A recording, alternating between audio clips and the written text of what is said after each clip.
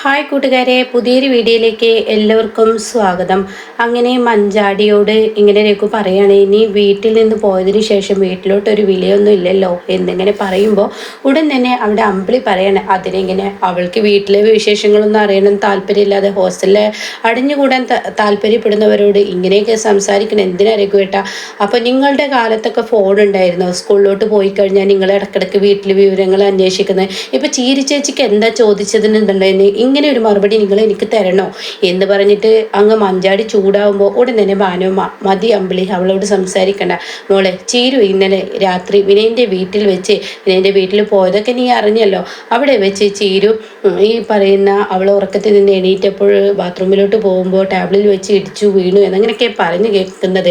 എന്നിട്ട് ചീരി ചേച്ചിക്ക് എന്താ കുഴപ്പം? ഒരു കുഴപ്പമില്ല, ഇപ്പോൾ ശരിയായി വരുന്നുണ്ടെന്ന് രഘു പറയണേട്ടോ. അത് കേൾക്കുന്ന മഞ്ചാടി പറയണ, അപ്പം ഇനി അച്ഛൻ ഇപ്പോഴൊന്നും പഞ്ചരത്നത്തിലോട്ട് വരുന്നുണ്ടാവില്ലല്ലേ എന്നിങ്ങനെ പറയുമ്പോൾ ഉടൻ തന്നെ അമ്പിളി പറയണ, ഇപ്പം തൽക്കാലം ഞങ്ങൾ അങ്ങോട്ടേക്ക് പോവാണ്.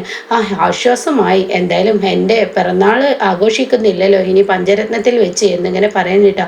അപ്പോൾ ഉടൻ തന്നെ രഘുവിനത് ഇഷ്ടപ്പെടുന്നില്ല, അമ്പിളിക്കും ഇഷ്ടപ്പെടുന്നില്ല. അപ്പോൾ എന്താ, നിനക്ക് ആ പിറന്നാൾ ആഘോഷിക്കണമെന്നില്ലേ? എനിക്കങ്ങനെ ആഘോഷിക്കണമെന്നില്ല, കാരണം എന്നെക്കുറിച്ച് എന്തോന്ന് അച്ഛൻ പറയാൻ ഒരുങ്ങിയിട്ടുണ്ടെന്നല്ലേ നിങ്ങൾ പറഞ്ഞത്. അതിനെക്കുറിച്ച് എന്തായാലും ആർക്കറിയില്ലെങ്കിലും ഈ പറയുന്ന അമ്പിളി ചേച്ചിക്ക് രഘുവേട്ടനോ അറിയാം. രഘുവേട്ടനോട് അമ്പിളി ചേച്ചിയോട് അച്ഛൻ കാര്യങ്ങളൊക്കെ പറഞ്ഞിട്ടുണ്ടാവും. അത് കേൾക്കുന്ന രഘു പറയണം, അമ്മാവൻ എന്തോ വെളിപ്പെടുത്തണമെന്ന് നിന്നെക്കുറിച്ച് പറഞ്ഞിരുന്നു, പക്ഷെ അത് എല്ലാവർക്കും മുന്നിൽ വേണമെന്ന് അമ്മാവൻ തീരുമാനം എടുത്തിരുന്നു. പക്ഷെ അമ്മാവൻ്റെ തീരുമാനം എന്താണെന്ന് ഞങ്ങൾക്ക് ഇതുവരെ അറിയില്ല. അത് നീ മോഹിച്ച് നടക്കും വേണ്ട, ഞങ്ങളുടെ മനസ്സിൽ അങ്ങനെ ഒരു മോഹമില്ല. പിന്നെ അമ്മാവൻ എന്തെങ്കിലും ഒന്ന് തീരുമാനം എടുക്കാൻ ഉദ്ദേശിച്ചിട്ടുണ്ടെങ്കിൽ അതെന്തായാലും നടത്തിയിരിക്കും, അതിനെതിർക്കാൻ ആർക്കും പറ്റില്ല എന്നും പറഞ്ഞു പോകുമ്പോൾ മഞ്ചടിയുടെ മനസ്സമാധാനം പോയി കേട്ടോ. പിന്നീടാണെങ്കിലോ ഇങ്ങനെ ഇവിടെ മാഷിനെയാണ് കാണിക്കുന്നത്. മാഷ് കാര്യങ്ങളെല്ലാം ചീരുവിനോട് പറഞ്ഞിരിക്കുകയാണ്. അതൊക്കെ കേട്ട് അനുപമയും വിനയനൊക്കെ അവിടെ നിൽക്കുന്നുണ്ട്. അപ്പോൾ അത് കേൾക്കുന്ന ചിരു പറയണ, അച്ഛൻ എന്താ പറഞ്ഞു വരുന്നത്? അല്ല മോളെ, വിനയൻ്റെ ഒരു ആശങ്കയാണ് നിന്നിൽ പറഞ്ഞത് എന്നപ്പോഴേക്കും അനുപമ പറയണേ, ഇയാൾക്ക് എന്തെങ്കിലും പ്രശ്നം ഉണ്ടെങ്കിൽ ഇയാൾ എന്നോട് പറഞ്ഞൂടെ, എന്തിനാ അച്ഛനെയും കൂടി മനസ്സമാധാനം കളയുന്നേ എന്ന് വിനയൻ്റെ മുഖത്തടിച്ച് ചീരു പറയണേട്ടാ.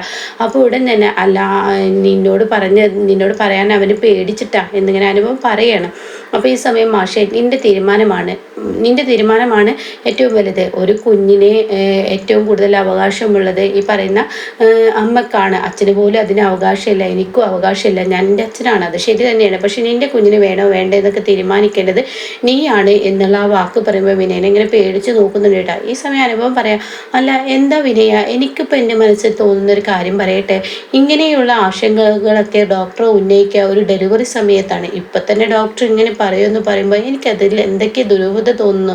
അത് കേൾക്കുന്ന വിനയം പറയാം, എന്നോട് ഡോക്ടർ പറഞ്ഞത് നിങ്ങളോട് പറഞ്ഞു, അതുകൊണ്ടാണ് എൻ്റെ പേടി കൊണ്ടാണ് ഞാൻ അച്ഛനോട് കാര്യങ്ങളൊക്കെ പറഞ്ഞ. അച്ഛൻ ചീരുവിനോട് അത് പറഞ്ഞ് കാര്യങ്ങൾ മനസ്സിലാക്കിയാൽ മതി എന്നിങ്ങനെ പറയുമ്പോൾ അങ്ങനെ ചിരി ചോദിക്കുക, നിങ്ങളൊക്കെ ഇപ്പം എന്താ ഇപ്പം പറഞ്ഞു വരുന്നത് എന്നിങ്ങനെ ചോദിച്ചോടുന്ന തന്നെ അവിടെ പറയാണ്, അല്ല മോളെ, നിൻ്റെ നല്ല ഭാവിക്ക് വേണ്ടി വിനയൻ ഇങ്ങനെ ഒരു കാര്യം പറഞ്ഞതാണ്. അപ്പോൾ ചിരു പറയണേ, ഞാൻ ആദ്യത്തിൽ എൻ്റെ കുഞ്ഞിനെ വേണ്ടെന്ന് വെച്ചത് സത്യം തന്നെയാണ്, പക്ഷേ ഇപ്പം ഈ കുഞ്ഞ് എൻ്റെ ശരീരത്തിൻ്റെ ഭാഗമാണ്, ഞാൻ ഇല്ലെങ്കിൽ എൻ്റെ കുഞ്ഞ് വേണമെന്നാണ് എൻ്റെ ആഗ്രഹം. ഇങ്ങനെ ഒരു ഇത് ഡോക്ടർ പറഞ്ഞിട്ടുണ്ടെങ്കിൽ അത് കേൾക്കുന്ന അനുഭവം പറയണേ, ഒരു കാര്യം ചെയ്യൂ, നിനക്ക് അത്രയും നിൻ്റെ കുഞ്ഞിനെ വേണമെന്നുണ്ടെങ്കിൽ നീ ഒരു കാര്യം ചെയ്യേ, നീ ഇങ്ങനെ ഡോക്ടറുമായി ഒന്ന് സംസാരിക്കുക. അത് കേൾക്കുന്ന വിനയനെ ആകെ പെട്ടുപോകട്ടോ.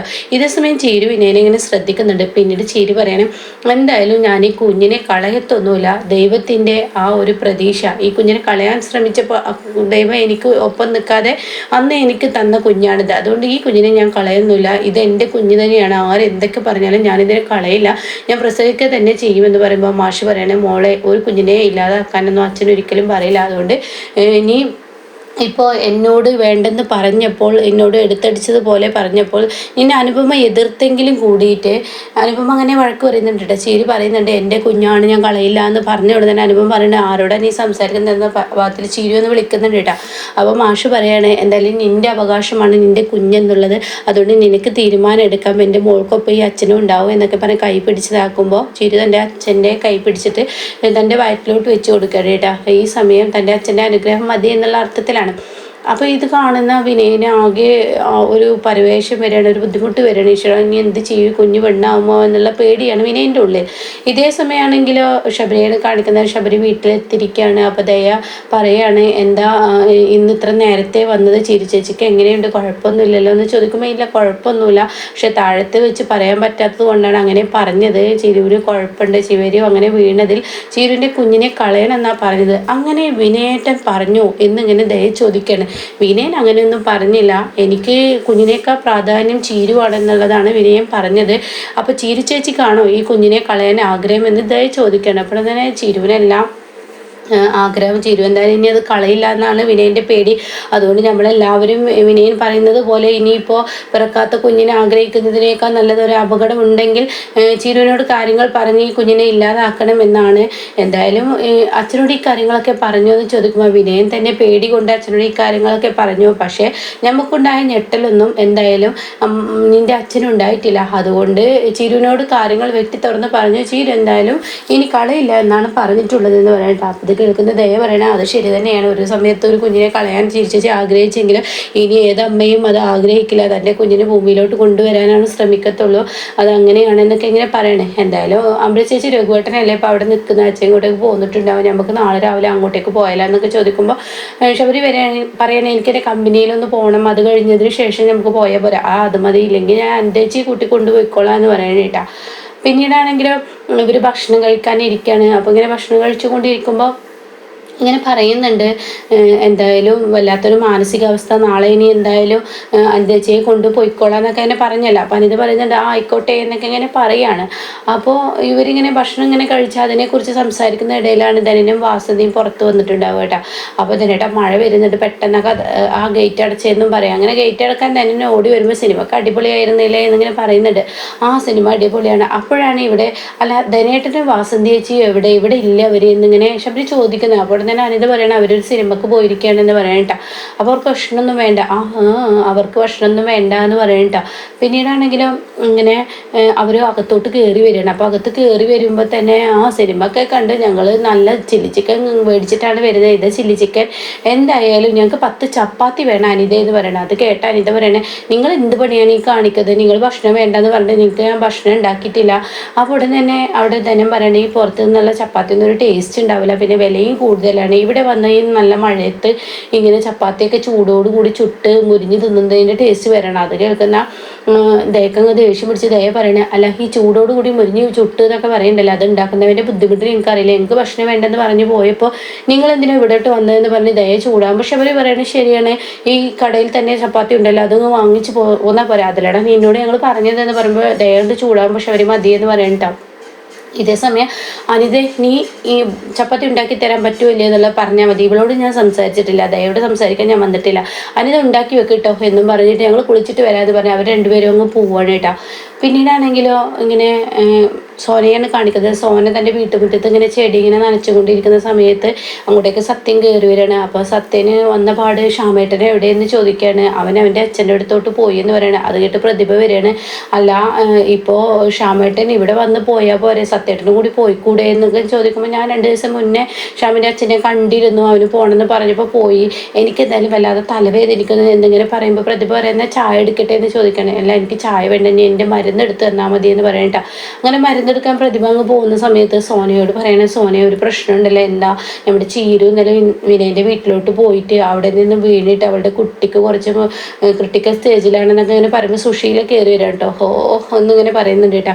അപ്പോൾ സുശീല ഇറങ്ങി വരുന്നവർ കാണുന്നില്ല. അപ്പോൾ ഇനിയിപ്പോൾ കുഞ്ഞിനെ അമ്മയെ കിട്ടുള്ളൂ എന്നൊക്കെ പറയുന്നത്, ഏതെങ്കിലും ഒരാളെ ഉണ്ടാവുള്ളൂ, അതുകൊണ്ട് കുഞ്ഞിനെ കളയാനാണ് തീരുമാനം എന്നൊക്കെ ഇങ്ങനെ പറയുമ്പോൾ അവിടെ തന്നെ സുശീല ഇനിയിപ്പോൾ ആനന്ദമാഷിൻ്റെ കഥകൾ നിന്നോട് ആരാടാ വിളമ്പിയത്, ഇനി എവിടെ നാടത് അറിഞ്ഞേ, നിന്നോട് ചീര് വിളിച്ച് പറഞ്ഞിട്ടുണ്ടാവില്ലേ. അത് കേട്ടിട്ടാണ് പ്രതിഭ വരുന്നത്. അപ്പോൾ പ്രതിഭ ഈ മരുന്ന് ഇങ്ങനെ സത്യന് കൊടുക്കുന്നുണ്ട്. അവളും നീയുമായി ഇപ്പോഴേ കണക്ഷൻ ഉണ്ടെന്ന് ആ ചീരു നിനക്ക് വിളിച്ച സ്ഥിതിക്ക് വിനയന് അങ്ങനെ ഒരു തോന്നലുണ്ട്, അതുണ്ടത് കൊണ്ടാണല്ലോ ഇങ്ങനെയൊക്കെയുള്ള സംസാരങ്ങൾ. അത് കേൾക്കുന്ന സത്യം പറഞ്ഞ് വേണ്ടാത്തത് വിളിച്ച് പറയേണ്ട അമ്മേ, എനിക്ക് വിളിച്ചത് ചീരു എന്നല്ല, അവൾ ക്രിട്ടിക്കൽ സ്റ്റേജിൽ കിടക്കാന്നല്ല വിനയൻ പറഞ്ഞത്. ആ സമയം അവൾ എനിക്ക് വിളിക്കുമോ, എനിക്ക് വിളിച്ചത് വിനയൻ തന്നെയാണ്, വിനയനാണ് ഇങ്ങനെയൊക്കെ കാര്യങ്ങൾ എന്നോട് പറഞ്ഞത്. അപ്പോൾ അതുകൊണ്ട് ആ കുഞ്ഞിനെ അബോർഷൻ ചെയ്യാൻ ചീരു അനുവദിക്കുന്നില്ല എന്നാണ് പറയുന്നത്. അപ്പോൾ അതിനൊക്കെ എല്ലാവരും ഉപദേശിച്ച് അവളെ മനസ്സിലാക്കി കൊടുക്കാൻ വേണ്ടി വിനയൻ എനിക്ക് വിളിച്ചാന്ന് പറയുമ്പോൾ സുശീല സത്യം വെളിപ്പെടുത്തണം കേട്ടോ. എടാ നീ ഒന്ന് മനസ്സിലാക്കിക്കോ, ആ വിനയൻ്റെ ഉള്ളിൽ അങ്ങനെ ഒരു സംശയമുണ്ട്, അതുകൊണ്ടാണ് അവൻ നിന്നോട് അത് ആവശ്യപ്പെട്ടത്. നീ പറഞ്ഞ അവൾ കേൾക്കുമെന്നൊരു തോന്നൽ അവനിൽ ഉള്ളത് കൊണ്ടാണ് നിനക്ക് അവൻ വിളിച്ചത്. എന്തായാലും ആനന്ദമാഷിൻ്റെ കുടുംബത്തെ സഹായിക്കാനും സഹായം ചെയ്തു കൊടുക്കാനൊന്നും നീ പോണ്ട.